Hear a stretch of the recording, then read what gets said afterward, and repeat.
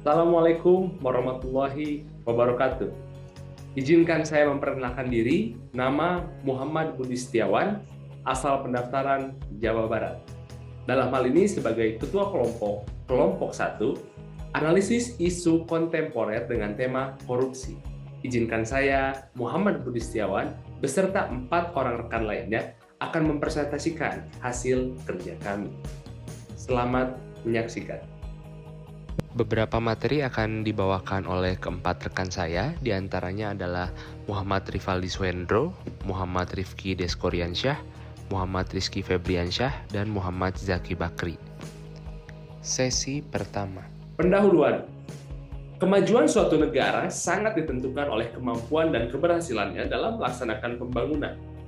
Pembangunan sebagai suatu proses perubahan yang direncanakan mencakup semua aspek kehidupan bermasyarakat. Efektivitas dan keberhasilan pembangunan terutama ditentukan oleh 2 faktor, yaitu sumber daya manusia dan pembiayaan.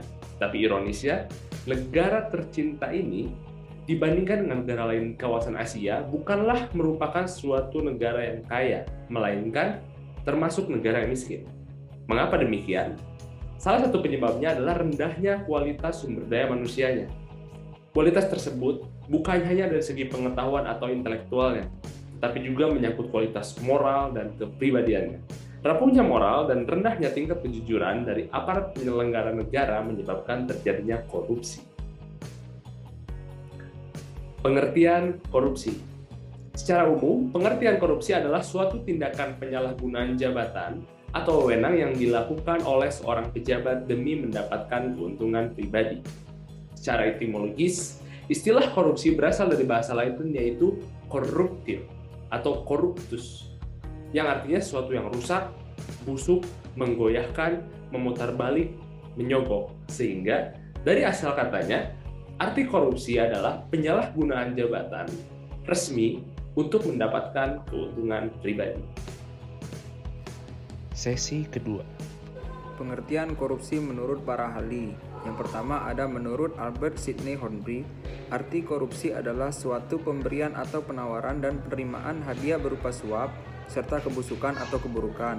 Dan yang kedua ada menurut Nathaniel Halif, pengertian korupsi adalah suatu cara di luar hukum yang digunakan oleh perorangan atau kelompok untuk mempengaruhi tindakan-tindakan birokrasi. Dan yang ketiga ada menurut Henry Campbell Black, definisi korupsi adalah suatu perbuatan yang dilakukan dengan tujuan untuk mendapatkan suatu keuntungan yang tidak sesuai dengan kewajiban resmi dan hak-hak dari pihak lain.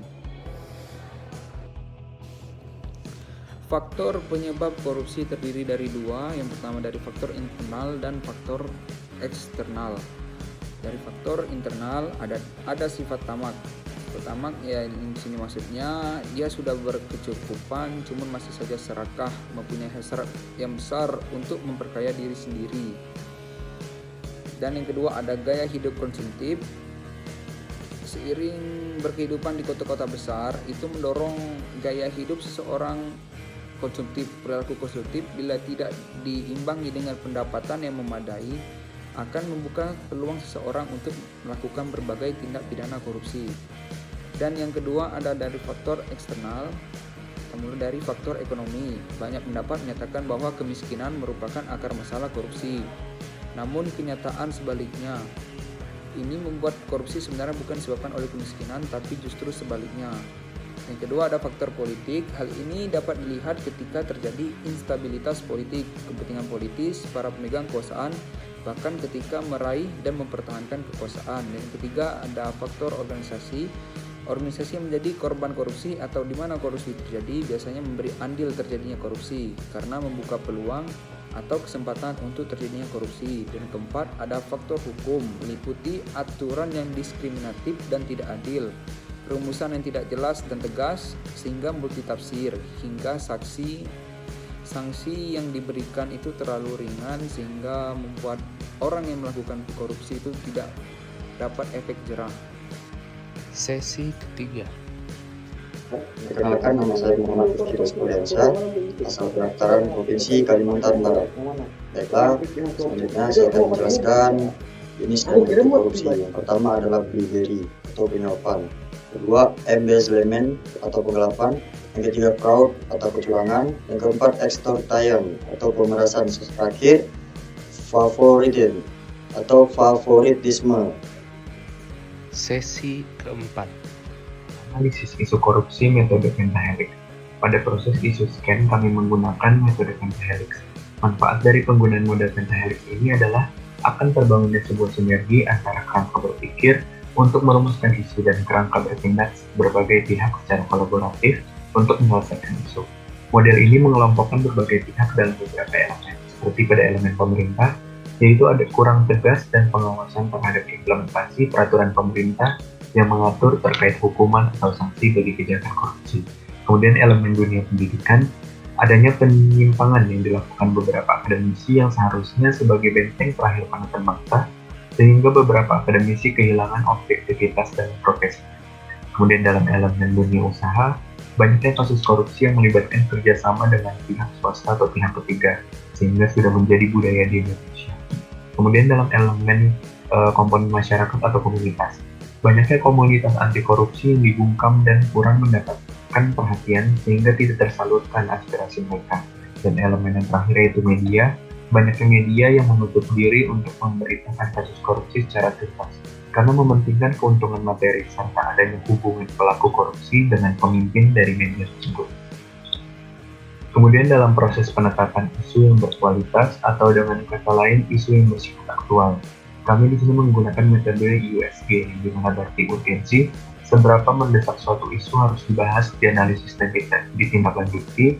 Kemudian seriousness, seberapa serius suatu isu harus dibahas dikaitkan dengan akibat yang akan ditimbulkan, dan growth, seberapa besar kemungkinan memburuknya isu tersebut jika tidak ditangani segera.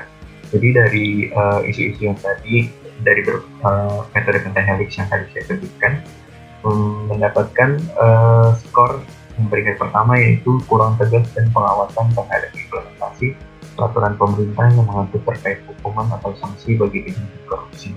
Dan kemudian isu tersebut akan kita bahas lebih lanjut pada slide berikutnya. Selanjutnya, Analisis isu metode atau fishbone. Penyebab individu, sifat tamak diri seseorang, kurangnya nilai integritas dan kejujuran. Kedua, organisasi, adanya campur tangan pihak lain dalam pengawasan kasus korupsi, kurangnya transparansi dan integritas dalam sebuah organisasi.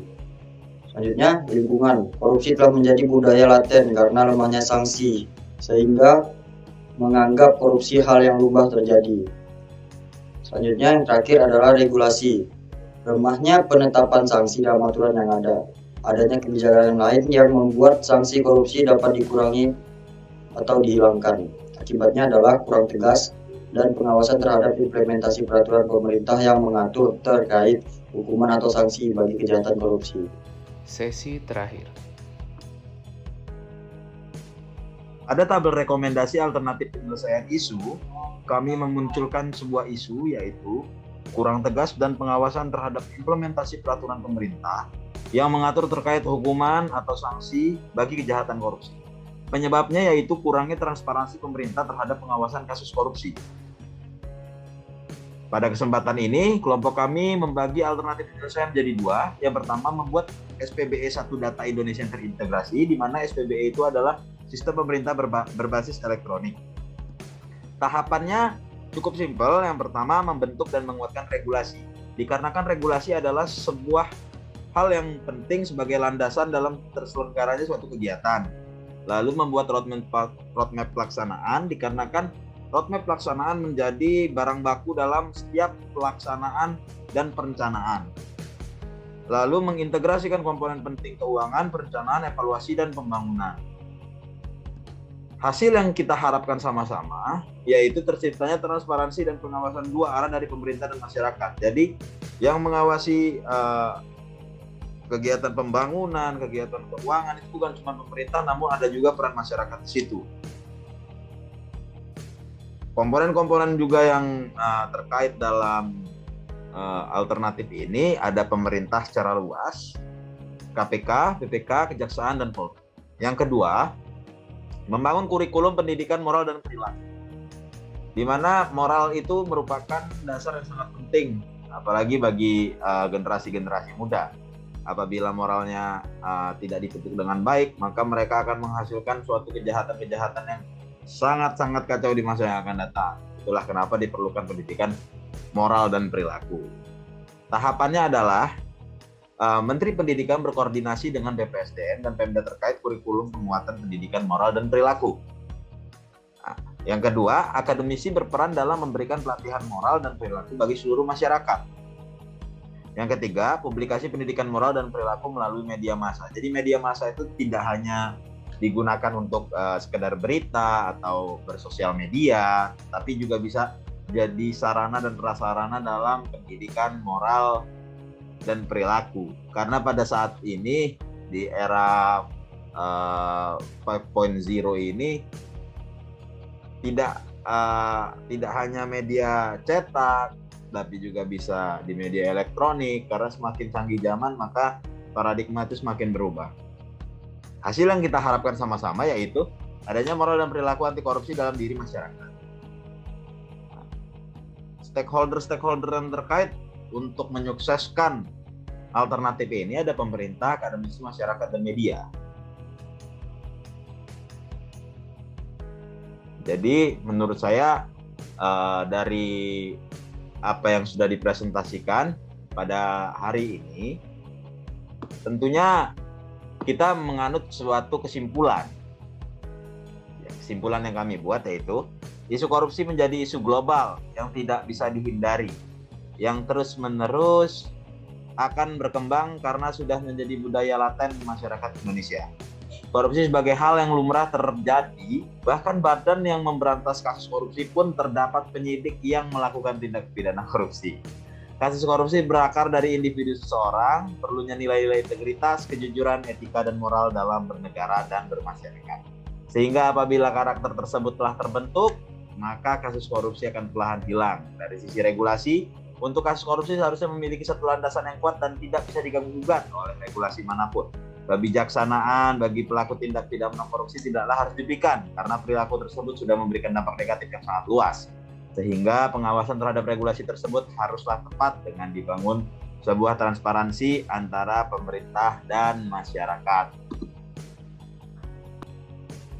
Sekian presentasi dari kelompok kami, kelompok 1, analisis isu kontemporer dengan tema korupsi. Terima kasih. Wassalamualaikum warahmatullahi wabarakatuh dan sampai jumpa di video berikutnya.